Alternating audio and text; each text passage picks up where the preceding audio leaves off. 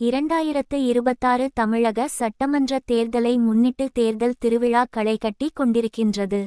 மதுரை மத்திய சட்ட மன்ற தொகுதியில் தமிழக வெற்றிக் கழகத்தின் சார்பில் முஸ்தபா என்ற மதார் பதூருதீன் தொகுதிக்குட்பட்ட சிம்மக்கல் பேச்சி அம்மன் படித்துறை தமிழ் சங்கம் ரோடு பகுதிகளில் வீதி வீதியாக வீடு வீடாக சென்று வாக்குகளை விசில் சின்னத்திற்கு சேகரித்தார்.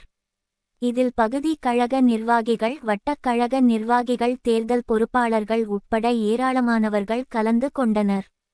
பெண்கள் உற்சாக வரவேற்பு அளித்து ஆரத்தி எடுத்து முஸ்தபாவிற்கு வாழ்த்துக்களை தெரிவித்தனர். மாற்றத்திற்கான விசில் சத்தத்துடன் மதுரை மத்தியில் இருந்து ஒழிக்கட்டும் என முஸ்தபா தெரிவித்தார்.